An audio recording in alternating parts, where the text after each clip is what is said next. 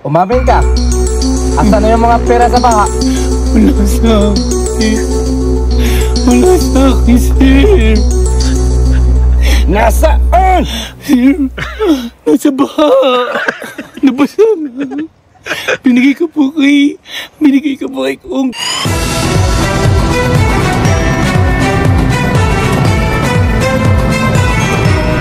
Aksyon!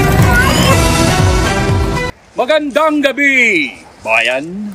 Ako nga pala si Kuya Jobert at ako ngayong gabi. Magandang gabi, bayan. Ako nga pala si Kuya Jobert. Magandang gabi, bayan. Ako nga pala si Kuya Jobert at ako yung ngayong gabi. Hello! Kuya, diretso na! Nagbabalita ako eh! Nakatitig ka pa talaga eh, di ba? Magandang gabi, bayan. Ako nga pala si Kuya Jobert. At ngayong gabi, ang aking uulat sa inyo ay ang paksa tungkol sa flood control. Mapapansin nyo na ang flood dito ay kontrolado ko. Bakit? Walang magnanakaw dito eh. So, mga kababayan, ako nga pala... Ay, Ano ginagawa mo dito? Kuya! Kuya Jobert! Hindi! Naku, idol! Naku! Napapasal ka pala rito. Hindi, kuya eh. Alam mo ba nung nandun ako sa Pilipinas, idol na idol kita pag nakakasalubong tayo sa, sa ABS-CBN. Tawa ako ng tawa pag nadidinig kita eh. Baka nga ikaw yung nagbalita nung tatalon ako sa building. Ikaw ba? Palagi ko nabalita. Nabalitaan niyo ba yan? Nadidinig ko kanina, nagbabalita ka tungkol sa flood control sa atin. Aba, syempre, kuya, ano ako dyan, lagi ako nakasubaybay dyan sa balita na yan. Man, daming kababayan natin talagang namamanga sa mga balita eh. Oo, kaya nga, nanggagaling sa atin. Pero alam mo ba, meron akong mga nadidinig din ng mga balita eh. Meron ka? Meron din ako eh. Uy! Sige nga, pakinggan nga natin sa'yo. Okay, meron akong tatanong sa'yo, kuya. Ano ang madalas sabihin ng mga kontraktor na taga DPWH sa mga boss nila pag tinatanong sila kung bakit hindi agad nila nagagawa yung project nila? Ano sinasabi nila pag pinapagalitan sila na hindi nagagawa yung mga project? Ano? Ang sabi nila, boss, pasensya na, hindi kaya eh. Hindi talaga kaya. Hindi kaya. Ano naman ang paboritong gawin ng mga kontraktor o mga district engineer na taga DPWH sa mga mga nakokontrata nila? Anong paboritong hayop ang paborito ng mga yan? May paborito silang hayop? Meron, kuya. Anong klaseng hayop? Kubra! Mahilig sila sa kubra eh. Kubra eh, mga kaya lang yung ahas nila, hindi pa gano'n. Basta may project, ibig sabihin, uy, may kubra. May kubra. Pag gano'n. Yan. Malamang pagkatapos nitong episode natin, kuya, hindi na ako uuwi ng Pilipinas. Meron pa, alam ko, merong daanan dyan sa Quiapo mismo. Ay, dumadaan ako dyan, kuya, ano? Oo. Takot na takot sila. Doon sa may Nazareno, doon sa may Basilica. Ay, oo. Doon sa Quiapo, takot na takot dumaan dyan. Yung mga, hindi yung pa rin, yung mga gahaman na kontraktor, yung mga gahaman na mga district engineer, yung mga gahaman na politiko, ayaw talaga dumaan dyan. Bakit? Alam mo ba kung anong pangalan? Anong pangalan? Daan na yun. Anong pangalan, kuya? Lacson Underpass. Biski ako naman po. Takot din ako din eh. Baka malamang maimbestigaan sila sa ilalim ng tulay na yun. Alam niyo po si Kuya Jobert, matagal na rito sa Calgary. Pag may namimit po akong mga Pinoy, mga kababayan natin dito, isa lang sinasabi, ang dami nila mga kababayan natin. Sabi nila, uy, si Kuya Jobert nandito na sa Calgary. Hindi mo ba namimit pa si Kuya Jobert? So, dahil dito, nagpasya po kami na imbitahan si Kuya Jobert sa isang camping. Nandito po kami ngayon sa Bow Valley, dito sa may Canmore. mismo sa Rockies dito sa Canada. At dito kami nagka-camping. So inimbitahan namin si Kuya Jobert dahil ito'y bilang pasasalamat na rin kay Kuya Jobert dahil base po sa aking mga nakakausap na mga kababayan natin dito, ang daming napasaya at pinapasaya pa ni Kuya Jobert, hindi lamang dito sa Calgary, kundi maraming bahagi ng Canada. Kaya bibigyan ka namin, Jobert, ng isang espesyal na hapunan sa kalagitnaan ng Canadian Rockies dito sa Canmore bilang pasasalamat sa iyong kontribusyon para sa ating mga kababayan na naninirahan at marami kasi nag-struggle pa para manirahan dito sa Canada at yung iyong mga patawa, yung iyong mga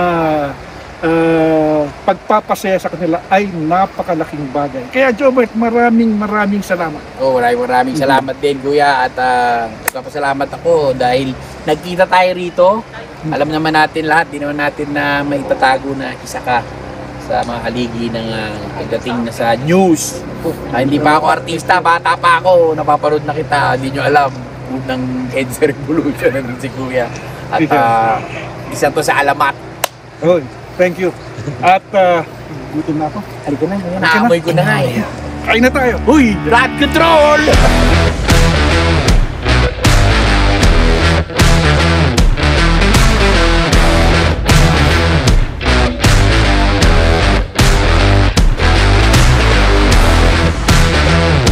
Chef Nico.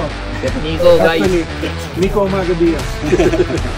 Ito yung backstory po nito, yung sa mga unang mga YouTube ni Kuya Jobert. Talaga? Di namin makalimutan yung nasa ng dingdong po. Ang crush po niyan is yung dingdong po. Dingdong. Andyan na yung dingdong niya. Talaga ba? Ayan. Naiyak ako Chef Bon. Chef Bon. Opo, Baguio, and then caldereta sauce. Wow. Tapos may tinapagratan na may kamote. Uy. May local ha? May kamote. Dessert. Chef Angela. My daughter-in-law. Ito po kasing charcoal is edible po. Oh, edible. Gawa ho yan sa kasaba. Edible. Guys, Na uling. Yes, Yes. edible charcoal. Uling na nakakain. Uy. alam ko yung mga ganyan sa perya ko lang nakikita sa Pilipinas. Ano tong isa? Ube po. Ube halaya. Ay, Oat halaya crumble, ito. yes. Parang deconstructed. Dahil Ito po honey twill. dahil nasa camping tayo, kaya kailangan syempre may s'mores. Pero ang ginawa Yes. namin, ang uling, kung saan susunugin yung marshmallow, is pwede rin kainin. Actually, kasaba cake po siya. Mukha lang siyang charcoal, pero pag natikman nyo yan, kasaba cake po yan. Uy, kasama to. Ano ba unahin natin dito? Ito dessert. Dessert. Pala. Dingdong. Ngayon ay subukan natin. Especially designed para kay Kuya Jobert sa kanyang dingdong. Dingdong days. Guys, yung anak ni Kuya Henry, chef. Dingdong.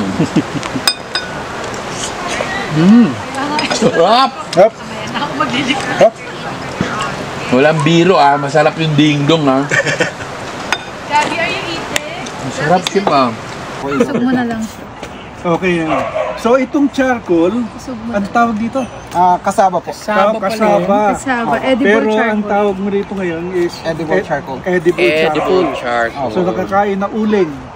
So talagang sinisindihan ito. Opo. Okay. Para sa s'mores. Talagang hilib talaga ako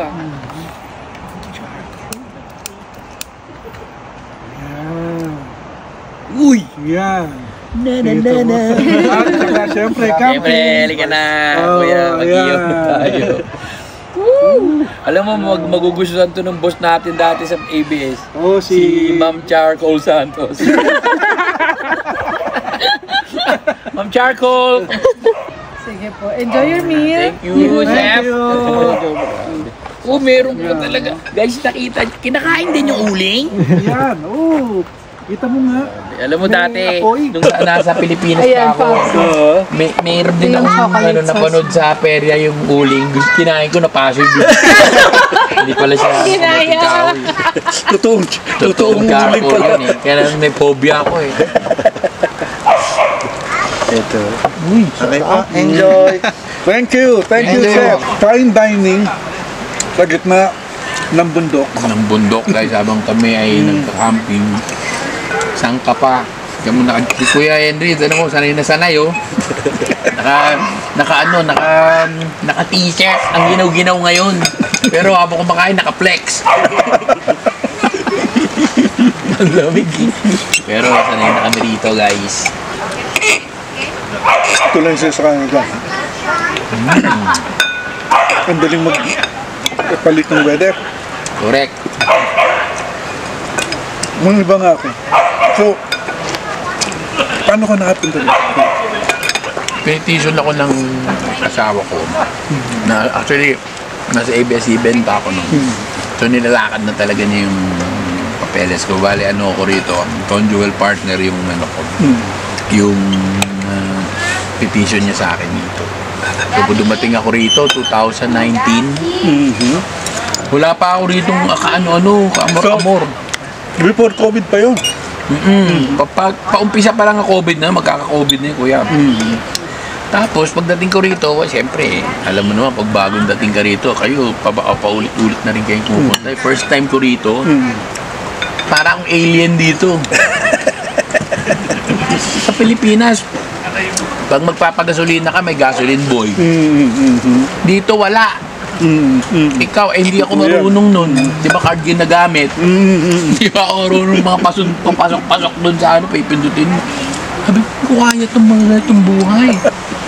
Tapos, magmamaneho ko. Ang hirap kumuha ng lisensya dito eh, para kumuha ng board exam. Di ba? Pinag-usapan nga natin, di ba? Kumuha ko ng lisensya. Akala ko may sira yung computer. Yung pala. Sabi ko, I think something's wrong with the computer. No, you failed. Namamatay yung computer. Eh, sa atin eh. Palapit ka pala sa LTO. Boss. Ako bahala sa'yo. O, bahala sa'yo, boss. So, yung mga ganung adjustment, bukod sa weather, grabe. Dumating ako rito, July, summer. 3 jacket ko. Paglabas ko ng airport, pasok sa kotse, may dumaan, 2 bata, naka-skateboard, naka-short, naka-sando, naka-samin sa akin. Summer. Summer pala dito yun. Ang dami. Tsaka yung sa bahay, maglilinis, grocery. Tsaka nung, ang hirap nga kumuha ng lisensya dito. So, nung una, wala ka pang lisensya, hindi ka pa makapag-drive. So, paano yun? Kasi dito, walang pupunta sa kanto para bumili ng suka, wala eh. Wala. So, yung ano rin ako, nagigilty rin ako kasi syempre pagdating ko rito, gusto ko rin makatulong sa asawa ko rin.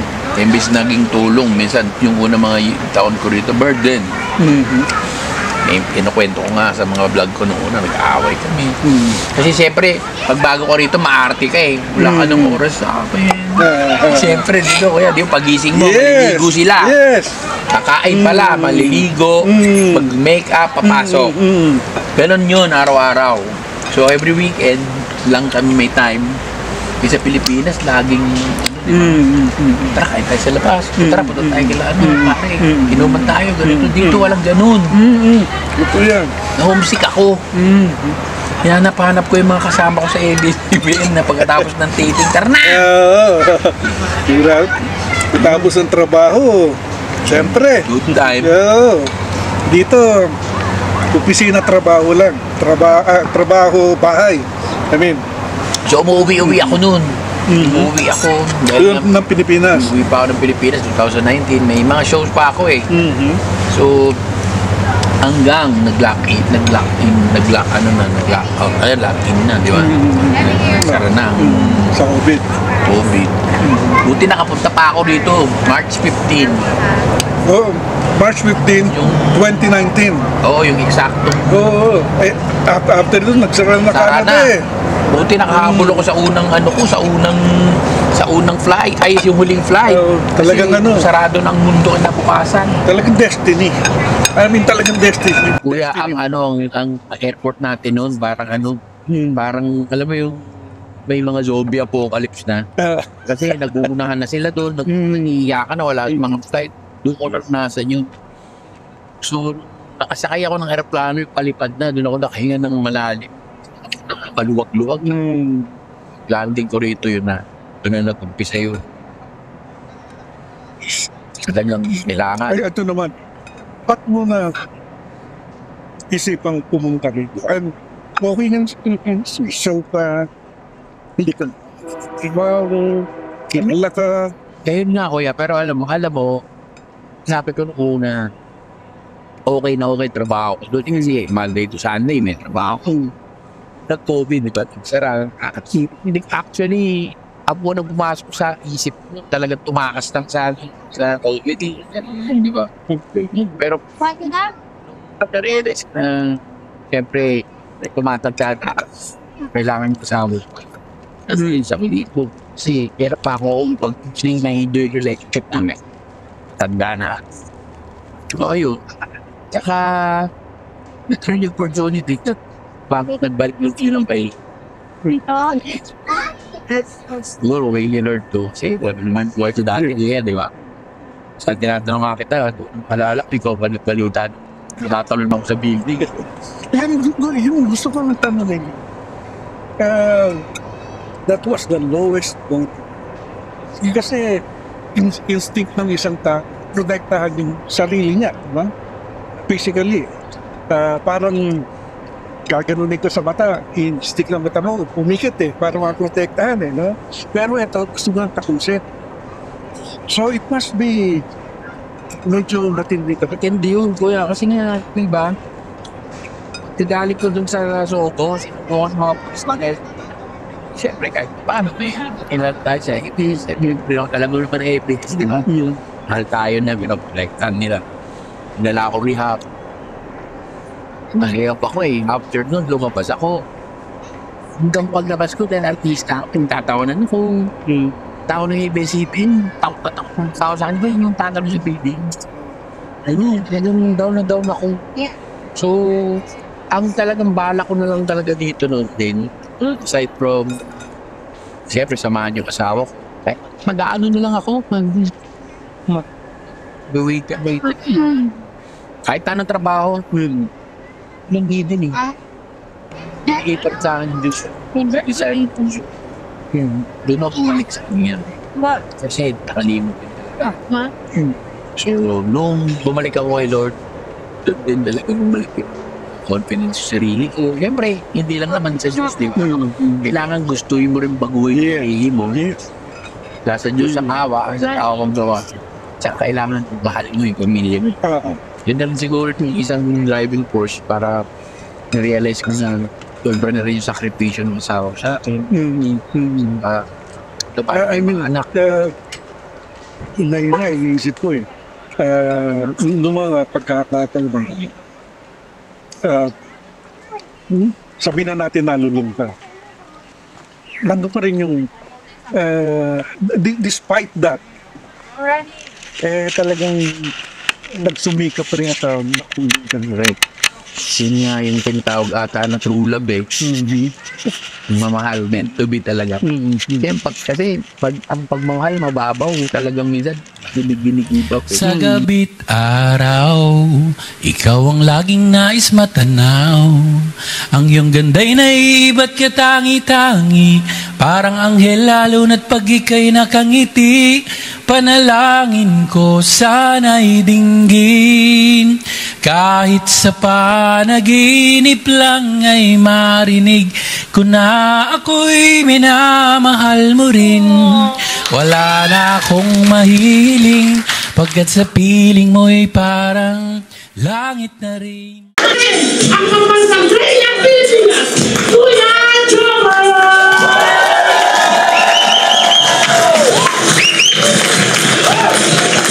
Tingin ko.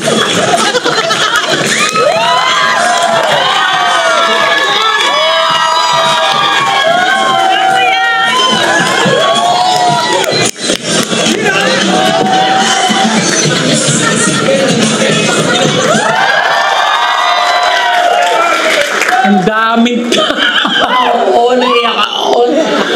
Magandang gabi, Kilona! Ayun o, pwede pala kasi yung mic. Naku, thank you. Alam niyo, nabalitaan ko.